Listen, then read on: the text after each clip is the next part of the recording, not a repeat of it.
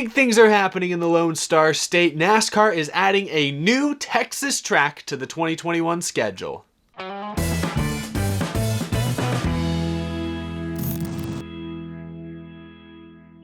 How's it going, y'all? My name is Eric and welcome to Out of the Groove. 2 videos in one day. It's just that kind of year, honestly. Earlier this afternoon, I talked about some NASCAR silly season stuff. We now know the driver of the 42 car for next year, Ross Chastain, is getting that opportunity. So if you missed my video from just a few hours ago, go check that out. But in this video, we're talking about schedule stuff. Yet another aspect of the 2021 NASCAR season that also has more questions than answers at the moment. The 2021 schedule has still not been revealed. We know a few dates. We know when the Daytona 500 is currently scheduled for. We know Nashville Super Speedway is going to be on the schedule. We know Phoenix is the championship race. Beyond that, we don't know a whole lot of specifics. Well, now, thanks to The Athletic, Jeff Gluck and Jordan Bianchi, we have another huge schedule update to discuss, and it has to do with my home state of Texas. So as I said, The Athletic is reporting today that NASCAR is moving the AllStar Race to Texas, clearing the way to add a cup race at Circuit of the Americas. Texas Motor Speedway will be losing one of its 2 points-paying races, with that slot now being given to the road course down in Austin, Texas. But to make amends for that, NASCAR is granting Texas Motor Speedway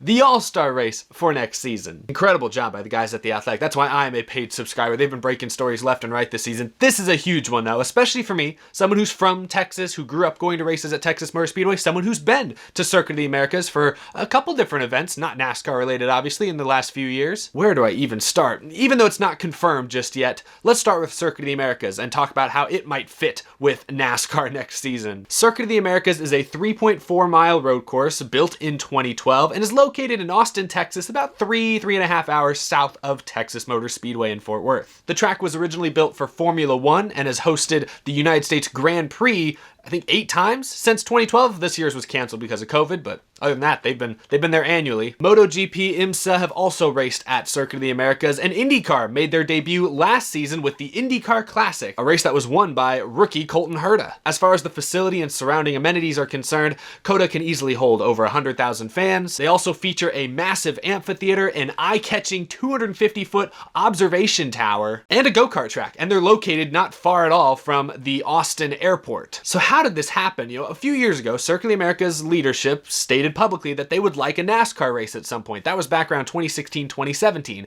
Not a whole lot of progress was made. NASCAR was locked into contracts with Texas Motor Speedway, and there was no chance of them adding another date to another track in Texas anytime soon. But then last year, at the end of last year in 2019, Tony Stewart tested an SHR stock car, a NASCAR car, at Circuit of the Americas as part of a single car test, and afterwards he had nothing but positive things to say about the facility, saying that he believes it would create many good passing opportunities for NASCAR cars, and he thought a cup race would work really well at Circuit of the Americas. And ever since Tony Stewart did that test last year, the rumors of NASCAR and Circuit of the Americas teaming up returned. And the rumors have been boosted by NASCAR's recent initiative to add more road courses and short tracks to the NASCAR schedule. Just this year alone, we've seen the Indianapolis road course and the Daytona road course make their NASCAR debuts. And in 2021, the Busch Clash will be run at the Daytona road course. As far as short tracks are concerned, it was reported a few weeks ago that Auto Club Speedway is going to be turned into a half-mile short track, hopefully in time for the 2022 season. And NASCAR has already announced that next year they will be racing at Nashville Super Speedway in an attempt to maybe drum up support in Nashville for Nashville Fairgrounds, another short track to be redone for NASCAR in the coming years. NASCAR believes that its fans want more road courses. From what I've seen, a lot of fans seem excited about the idea of adding new road courses to the schedule, and Circuit of the Americas is arguably the nicest road course facility in the United States. So this pairing, honestly, when it's said like that, seems inevitable. But now our attention needs to turn north to the Texas Motor Speedway. Where does Texas Motor Speedway fit into all of this? Texas Motor Speedway was once arguably a crown jewel NASCAR race. When they first opened in 1997, over 200,000 fans poured into the facility for the first NASCAR Cup Series race. For many years, up until, what was the last year purse money was made public? 2015, right? In 2015, Texas Motor Speedway's 2 dates were the 3rd and 4th highest paying races, behind only the Daytona 500 and the All-Star Race, of course. So Texas Motor Speedway for years has been a valuable race on the NASCAR Cup Series schedule, but now in 2021, it sounds like they will see their 2 points race season schedule reduced down to 1, but they will be adding an all-star race, the all-star race. I mean, what the heck is going on? Unfortunately, Texas Motor Speedway's attendance, especially the last 6 or 7 years, I'd say, has declined pretty significantly. Last year's fall race had an estimated 40 to 50,000 fans in attendance. Oof. I mean, that would still be a sellout at like Darlington or Phoenix or Watkins Glen or something, but for Texas, that's quite the drop-off. The track was repaved and reconfigured after the 2016 season, and ever since that change, fan morale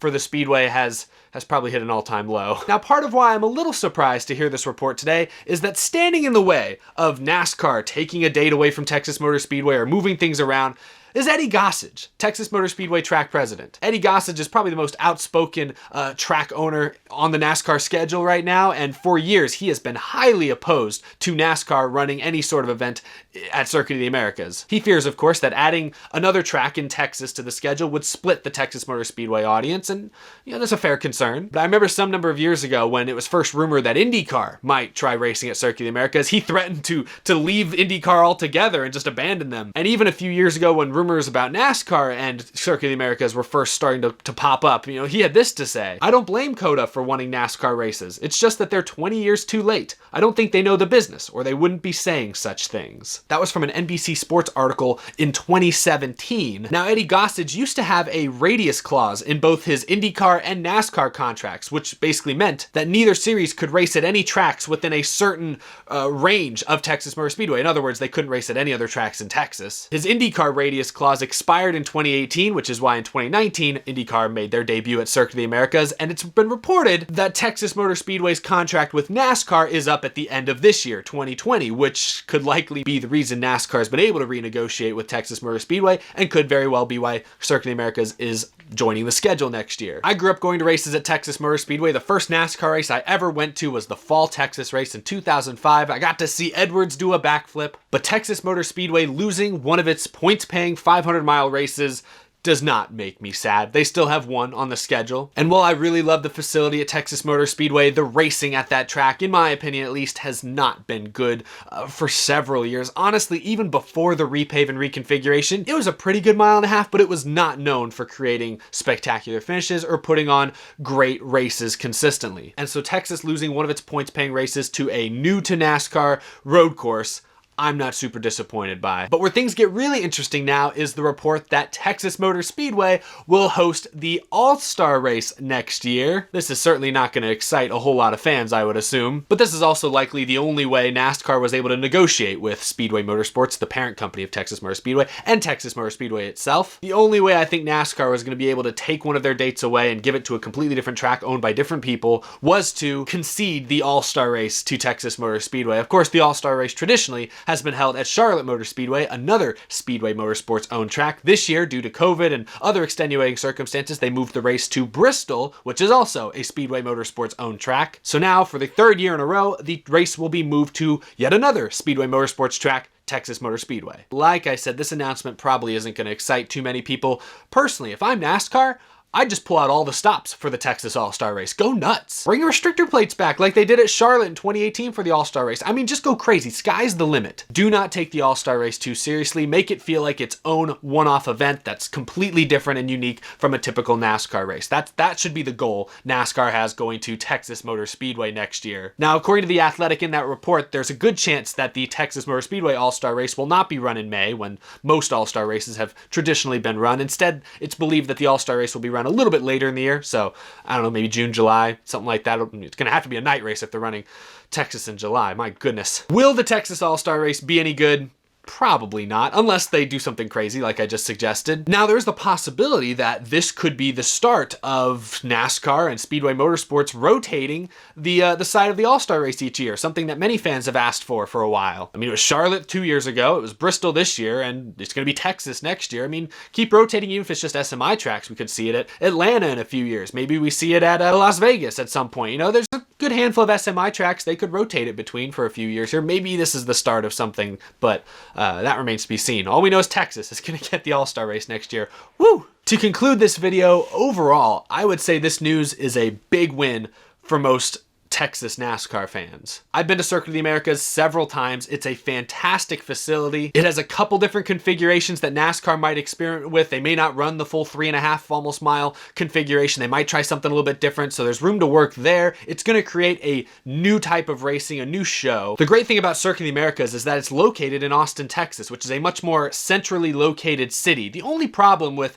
Texas Motor Speedway is it's up in Fort Worth. You know, it's like an hour from Dallas, and it's kind of near Fort Worth, but it's not a whole lot of other major cities within a few hours of the track. I mean, Houston's like 4 hours down the road. Austin's 3-4 hours. San Antonio's like 5 hours away. But now, Circuit of the Americas in Austin, Texas. You got San Antonio about an hour away. You got Houston about 2 hours away. There are a lot of big cities in Texas, and Circuit of the Americas is located smack dab in between many of them. So a great location, I'd say. But if you are a fan of Texas Motor Speedway or you live up near that racetrack, don't worry. You're still going to get 2 race weekends in 2021, but now you're only going to have to sit through one 500-mile race, which, you know, I like Texas Motor Speedway. I'm sentimental. I'm nostalgic for Texas Motor Speedway, but I don't really miss sitting in those stands for 500 miles at Texas. I mean, come on. Honestly, the shorter, sprintier AllStar Race feel might fit Texas Motor Speedway perfectly for all we know. So if you're a fan in the Fort Worth area, you still got 2 race weekends to look forward to. But if you're a fan anywhere else in Texas, you now have a much more centrally located racetrack, a state-of-the-art facility. I'll harp on it again. The place is nice. The place is fantastic. Texas may very well have the hottest new NASCAR ticket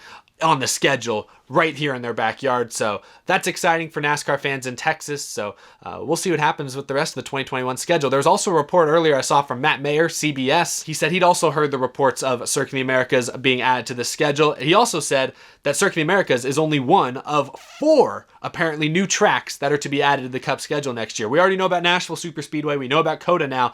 2 other spots. What other new tracks could be happening? Could Road America show up? Could Gateway or Iowa or Canadian Tire or Mid-Ohio? Could we get another track added to the schedule like that next year? Remains to be seen. It sounds like NASCAR is working on a ton of big announcements behind the scenes. We'll have to wait and see what happens. But I'll admit I'm excited about today's news. I think Circuit of the Americas and NASCAR could be a fantastic pairing. But we'll see what happens in the 2021 season. This year just continues to get crazier, but thank you all for watching this video. Be sure to subscribe if you are new to the channel. Follow me on Twitter, follow me on Instagram. Of course, a big thank you to my amazing Patreon supporters. I couldn't do this show without your tremendous support, so thank you a ton. No new videos today, I swear. Maybe another one tomorrow, probably some more this week. We still have lots to talk about before Las Vegas on Sunday, but I will see you all again very soon. Take care, everyone. Have a great rest of your Monday.